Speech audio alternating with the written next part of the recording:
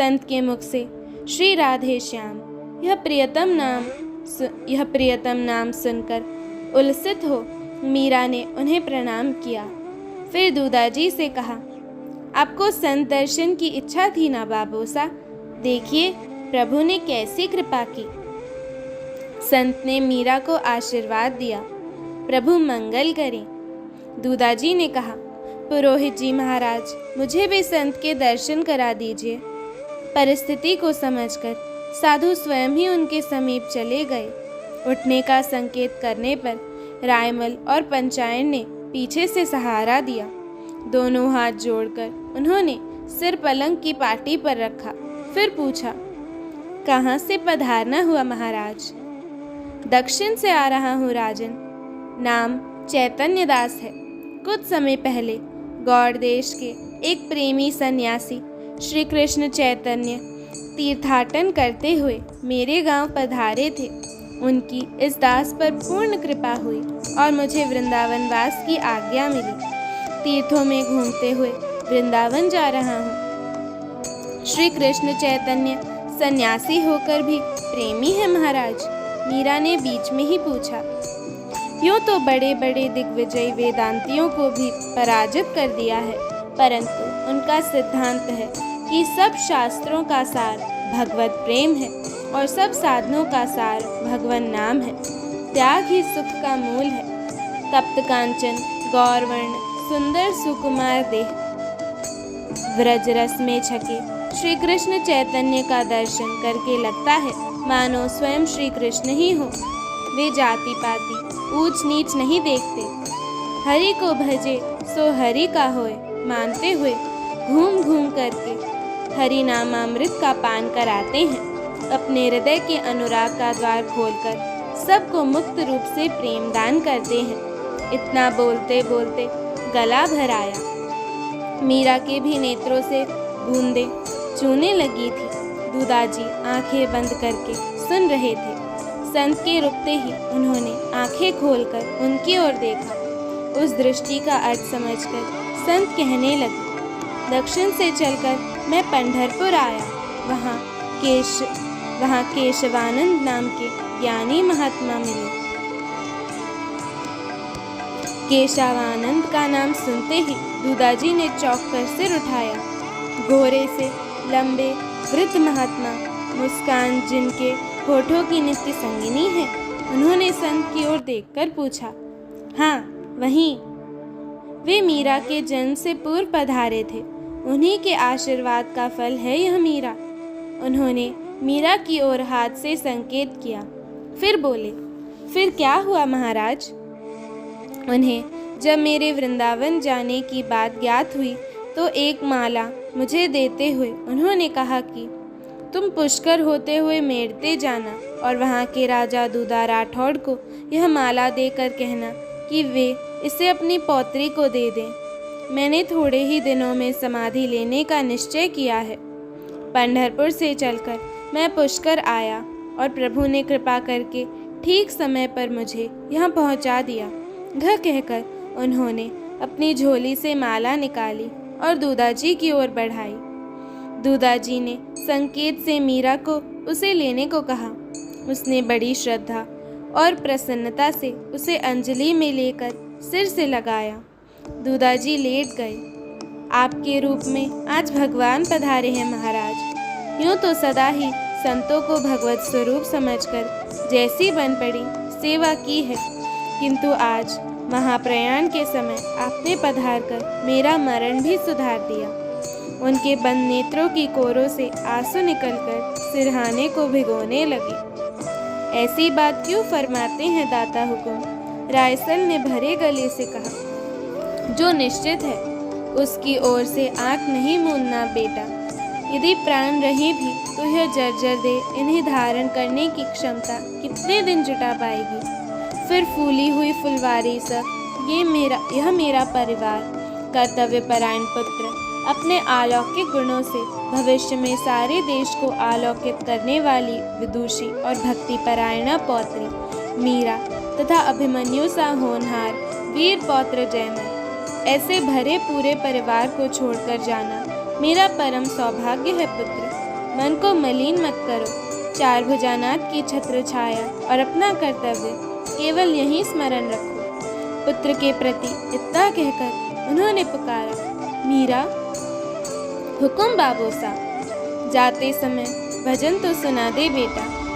जैसी आज्ञा बाबोसा। उसने तानपुरा उठाया, उंगलियां फेरकर स्वर साधा और आलाप ले गाने लगी। नहीं है सो जन्म बार बार, नहीं है सो जन्म बार बार, नहीं है सो जन्म बार बार, नहीं है सो जन्म बार बार, नहीं है सो जन्म बार बार, नहीं है सो जन्म बार बार, नहीं है सो जन्म बार बार। का जानू कछु पुण्य है प्रगटे, का जानू कछु पुण्य है प्रगटे, का जानू कछु पुण्य है प्रगटे, का जानू कछु पुण्य है प्रगटे। मानुष का अवतार, मानुष का अवतार। पद पूरा हुआ, पर भैरवी की मधुर रागिनी ने सबके मनों को बांध लिया। मधुर संगीत और भाव में पद श्रवण करके श्री चैतन्य दास अपने को रोक नहीं पाए। धन्य धन्य मीरा, आज तुम्हारे दर्शन करके मेरे नेत्र धन्य हो गए।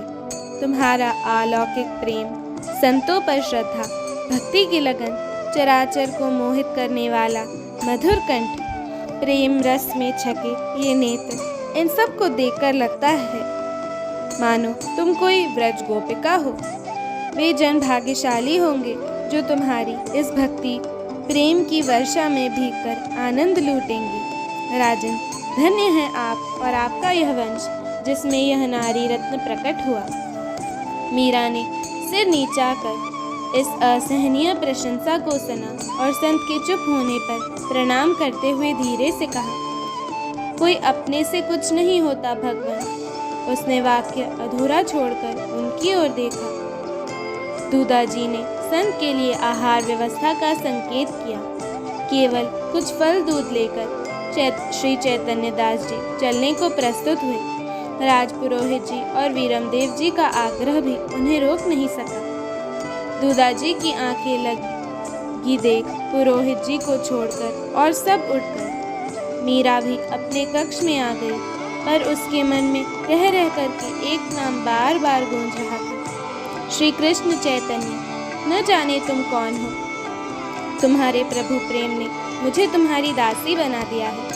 न जाने इस जन्म में तुम्हारे दर्शन होंगे भी या नहीं, किंतु इस अल्पज्ञा मीरा पर कृपापूर्ण वरद हस्त बनाए रखना। जहाँ हो वहीं से आशीर्वाद दो। कभी तुम्हारे प्रेममय चरणों की धूलि सिर पर चढ़ाकर यह शुष्क हृदया एकाध प्रेम सी कृपा धन्य हो जाए। अपने गिरधर गोपाल की संध्या आरती भोग करके मीरा दूदाजी के पास चली गई। इस बीच उसकी माँ और राज परिवार की स्त्रियां पुरोहित जी को साथ ले उससे दूदाजी का स्वास्थ्य समाचार जानने आई थी। बहुत कुछ तो उसके उदास मुख ने ही कह दिया। बाकी उसने कहा, बुढ़ापा देह का सबसे बड़ा रोग है भाभा हुकुम। अब बाबोसा की देह जर्जर हो गई है। यह गली हुई देह छूट जाने में उनका लाभ है। हम तो अपने स्वार्थ को रोते हैं कि उनके रहने से हमें उत्तरदायित्व का बोझ नहीं महसूस होता। कैसी लड़की है यह, कईयों ने मन में कहा। कैसी सरलता से अपने सबसे प्रिय बाबोसा के लिए मरण कामना कर गई। मीरा ने देखा कि दूदाजी का अंतर्मन चैतन्य था, किंतु देह की शिथिलता बढ़ती जा रही थी। बाबोसा, मैं भजन गाऊं? उसने पूछा। दूदाजी ने आँख खोलकर उसकी ओर देखा। संकेत समझकर मीरा गाने लगी। धीरे धीरे उनकी चेतना लुप्त होने लगी। नेत्र अधखुले ही रहने लगे। मीरा ने अपनी दासियों को बुला लिया। उनके साथ वह धीमे स्वर में कीर्तन करने लगी। जय चतुर्भुजनाथ दयाल, जय सुंदर गिरधर गोपाल। ब्रह्म मुहूर्त में दूदाजी की वाणी में कुछ चेतना जागी। पुरोहित जी ने गंगाजल मिश्रित चरणामृत मुख में दिया। उनके मुख से अस्फुट स्वर निकले। कितना सुंदर भजन हो रहा है। फूल बरस रहे हैं, प्रभु पधार रहे हैं। जय चार भुजानाथ की जय जय।